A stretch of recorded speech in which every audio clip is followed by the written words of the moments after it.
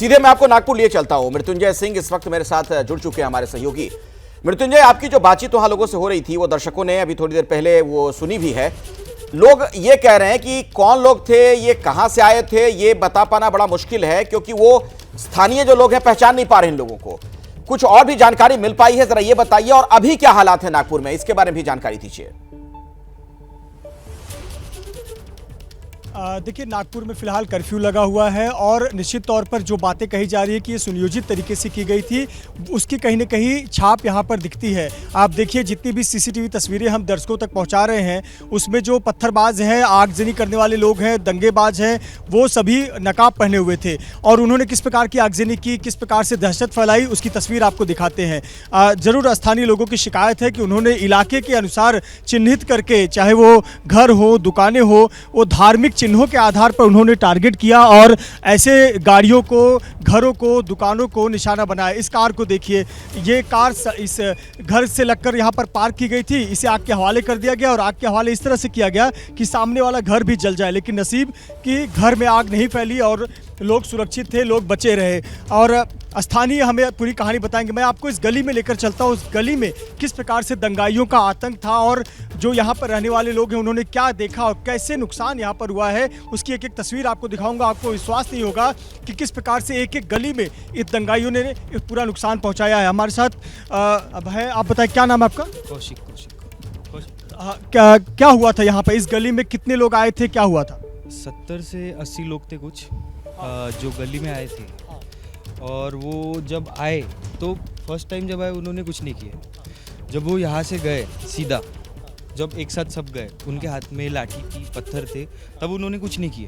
वो गए उधर से, जब लाठी चार्ज हुआ, पुलिस ने वहाँ से भगाना शुरू, जब वहाँ से भगाना शुरू किए, तब वो रिटर्न आए यहाँ पे। लौटते समय पत्थरबाजी, हाँ, लौटते समय पत्थरबाजी की जलाए। सबसे पहले स्टार्टिंग वहाँ से हुई, वो जो कार जली है ना वहाँ से, फिर यहाँ से फिर फूटना सब चालू हुआ। फिर अखिलेश, इन तस्वीरों को देखिए किस प्रकार से नुकसान पहुंचाया गया। ये कार सड़क के किनारे पार्क की गई है, कैसे पत्थर मारकर, डंडे मारकर इन वाहनों के शीशे तोड़ दिए गए, गाड़ियों को नुकसान पहुंचाया गया। ये आपको एक कार दिखी, ये देखिए आपको दूसरी कार आपको नजर आएगी उसके ठीक आगे। और कहीं ना कहीं जो लोगों की शिकायत है कि धार्मिक चिन्ह दिखाकर, जो जिस गाड़ियों पर या फिर जिन घरों पर धार्मिक चिन्ह बने थे, देवी देवताओं की तस्वीरें, फोटो बनी थी, ऐसे गाड़ियों को, वाहनों को, घरों को, दुकानों को निशाना बनाया गया। इस देखिए, इस गाड़ी को भी इसी प्रकार से नुकसान पहुंचाया गया, काफ़ी ज़्यादा क्षतिग्रस्त हो गई है। और ऐसे एक दो नहीं, दर्जनों गाड़ियां आपको इस इलाके में नज़र आ जाएंगी, इस सड़क के किनारे नज़र आ जाएंगी। थोड़ा आगे लेकर चलते हैं। यहाँ देखिए, ये घर के बाहर गाड़ी पार्क की गई थी, इसे पत्थरबाजों ने या दंगाइयों ने इसे नुकसान पहुंचाया, इस तोड़ दिया। थोड़ा सा आगे आपको लेकर चलते हैं। यहाँ पर देखिए, एक डॉक्टर की गाड़ी यहाँ पर पार्क की गई है। इस गाड़ी का निशान देखकर यहाँ पर भी इसे निशाना बनाया गया। तो इस प्रकार की तस्वीरें आपको देखने को मिल जाएगी। ठीक इसके पीछे एक और गाड़ी है, इसे होंडा की गाड़ी, इसे देखिए किस प्रकार से नुकसान पहुँचाया गया। तो जहाँ भी आप, जिस भी गली में यहाँ से गुजरेंगे, आप पाएंगे कि इसी प्रकार से दंगाइयों ने उनके रास्ते में आने वाले जो भी संपत्ति थी, चाहे वाहन हो, चाहे घर हो, चाहे फ्लैट हो, उनको निशाना बनाया और उसे नुकसान पहुँचाया है। और आपको बता दें कि सबसे पहले जो महल इलाका है वहाँ से दंगाई निकले और फिर वहाँ से गीतांजलि इलाके की तरफ बढ़े और गीतांजलि इलाके के बाद वो दूसरे जिन जिन इलाकों से गुजरते चले गए, वहाँ इस प्रकार से संपत्तियों को उन्होंने नुकसान पहुँचाया।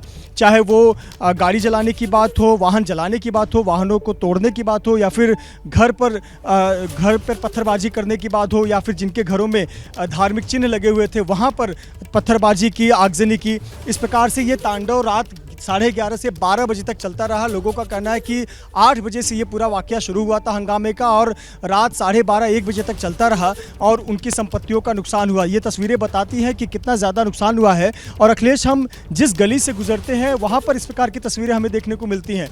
न जाने कितने वाहन, न जाने कितने बाइक इस दंगाइयों की चपेट में आ गए। तो ये तस्वीरें बताती हैं कि ये 4 घंटे में उपद्रव मचाया गया और उपद्रवियों ने कोई मौका नहीं छोड़ा कि किस प्रकार से लोगों की संपत्ति का नुकसान किया जाए और लोगों को तकलीफ दिया जाए। और ऐसे बात बताइए मृत्युंजय, आप बहुत डिटेल में पूरी जानकारी दे रहे हैं, ग्राउंड जीरो पर आप मौजूद हैं। ये भावनाएं भड़काने वाली बात जो बार बार कही जा रही है, तो भावनाएं स्थानीय लोगों की नहीं भड़की हैं, ऐसा लग रहा है। ये प्लान तरीके से बाहर से कुछ लोग आए, नकाबपोश थे और उन्होंने ये बदमाशी की, उपद्रव उन्होंने किया है, ऐसा लग रहा है स्थानीय लोग जिस तरह से आपको बता रहे थे।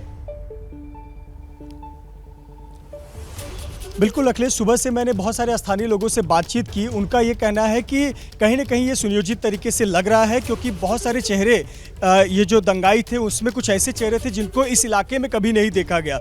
वो ये चेहरे थे जो नकाब पोश भी थे, या फिर ऐसे चेहरे जिनको इलाके में कभी नहीं देखा गया। वो बाकायदा रॉड के साथ में, बड़े बड़े लकड़ी के साथ में, बड़े बड़े पत्थर के साथ पहुँचे हुए थे, चाकू धारदार हथियार के साथ पहुँचे हुए थे। हमने धारदार हथियार की, चाकू की तस्वीरें आपको दिखाई थी, हमने अपने दर्शकों को दिखाई है कि किस प्रकार से चाकू के पड़े हुए थे। और जो योजनाबद्ध तरीके से हमला किया गया, तो आपको बता दें कि सीसीटीवी जहां जहां लगे थे, सबसे पहले सीसीटीवी को तोड़ा गया ताकि उनके तस्वीरें कैद ना हो सके, और उसके बाद फिर आगजनी और पत्थरबाजी कई जगहों पर की गई, लेकिन बहुत जगह पर उनकी जो तस्वीरें हैं वो कैद हो गई। हमारे साथ स्थानीय महिला है, उनसे बात करते हैं क्या हुआ था इस गली में रात को। ये रात को 7:30 बजे यहाँ से वो लड़के लोग आए और वो पत्थर मारने लगे। अच्छा, हाँ, तो यहाँ स्थानीय लोग, आप लोग क्या कर रहे थे गली में, आप लोग घर में? हम बाहर भी खड़े थे, हमारे ऊपर देख देख के वो हम डर गए। हमारे ऊपर देख देख के हम अंदर चले गए, बातें ही नहीं कर पाए हम। पुलिस आई बाद में यहाँ पे कब आई थी? बाद में आए वो 1 घंटे के बाद। सब कुछ होने के बाद? पाँच ही पुलिस थे। अच्छा, हाँ, 5 ही पुलिस थे, ज़्यादा पुलिस है। वही क्या करेंगे, वही पत्थर मार रहे थे पुलिस वाले को। हाँ, गाड़ी से पूरे उनको भी पिटाई कर रहे थे, तो वो अंदर भगते थे पुलिस वाले। तो देखिए, बता रही है कि किस प्रकार से पुलिस भी असमर्थ थी, संख्या बल कम नजर आई और पुलिस वालों पर भी पत्थरबाजी हो रही थी। जैसा कि खुद मुख्यमंत्री ने विधान भवन में जानकारी दी कि इसमें लगभग 30 से अधिक पुलिसकर्मी घायल हैं, टीसीपी रैंक के 3 पुलिसकर्मी घायल हैं, कुछ लोग आईसीयू में भर्ती हैं। एक सवाल ये भी है, आप तस्वीरें दिखाते रहिए वहां पर, लेकिन सवाल एक ये भी है कि पुलिस प्रशासन के लिए क्या इसे फेल्योर के तौर पर नहीं देखा जाए, नाकामी के तौर पर नहीं देखा जाए? क्योंकि नागपुर में इस दिन छिटपुट ऐसी घटनाएं होती रहीं, तनावपूर्ण हालात थे, इसके बावजूद शाम होते होते जो ये हिंसा के शोले वहां भड़क गए, कैसे हो पाया? आखिर प्रशासन के लोग थे कहां? देखिए अखिलेश, निश्चित तौर पर देखिए, कल एक शिव जयंती था। शिव जयंती का कार्यक्रम पूरे महाराष्ट्र में मनाया जाता है। शिव जयंती के कार्यक्रम के अवसर पर बजरंग दल विश्व हिंदू परिषद ने एक मुहिम छेड़ रखी है कि औरंगजेब की कब्र हटानी चाहिए। इसको लेकर वो अलग अलग जगह पर प्रदर्शन कर रहे थे। नागपुर में भी वो प्रदर्शन हो रहा था, छत्रपति शिवाजी महाराज की प्रतिमा के सामने वो प्रदर्शन हो रहा था, हस्ताक्षर अभियान चलाया गया।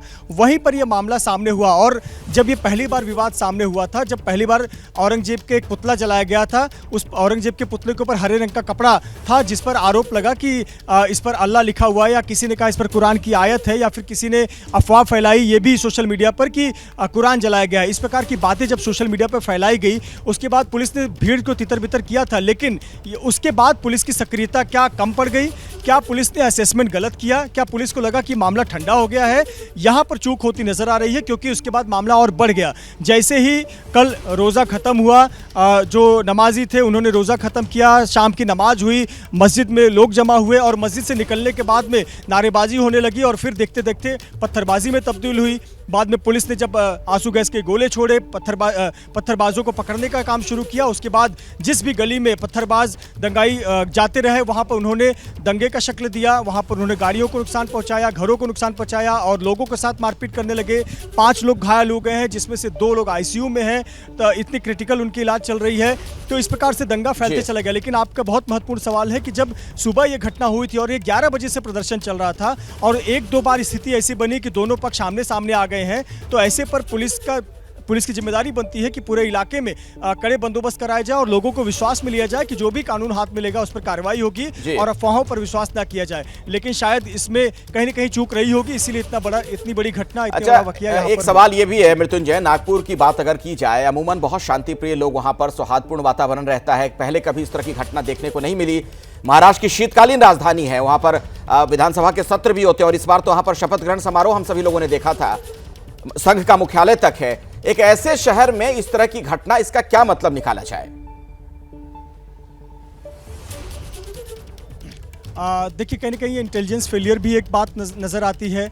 दूसरी बात, कहीं ना कहीं पिछले कई दिनों से जो नेताओं द्वारा बयानबाजी की जा रही है चाहे वो औरंगजेब का महिमा मंडन करने की बात हो या फिर औरंगजेब की कब्र हटाने की बात हो, तभी से ये मामला तूल पकड़ते जा रहा है। इसके पहले एक चर्चित फिल्म छावा फिल्म आई है जो कि बहुत चर्चित है और लोग देख रहे हैं, तो उन्हें औरंगजेब के कृत्य के बारे में फिल्मों के माध्यम से करीब से जानने का मौका मिल रहा है। लोगों ने इतिहास में जो बचपन में पढ़ा है, स्कूलों में बहुत संक्षिप्त में पढ़ा था, लेकिन एक फिल्म के माध्यम से जो क्रूरता औरंगजेब की दिखाई गई उसको लेकर भी लोगों में नाराजगी है। जैसा खुद मुख्यमंत्री ने कहा कि उसको लेकर भी आक्रोश व्यक्त किया जा रहा है। और पिछले कई दिनों से जो औरंगजेब की कब्र हटाने की मांग हो रही थी, यह मामला तूल पकड़ता दिख रहा था और कहीं न कहीं जो सब्र का बांध है वो भी टूटता हुआ समाज में नजर आया। लेकिन कल की जिस प्रकार की घटना हुई है वो प्रायोजित नजर आती है। बिल्कुल प्रायोजित नजर आती है। मृत्युंजय, आप ग्राउंड जीरो पर मौजूद हैं, वहां से खबरें दर्शकों तक आगे भी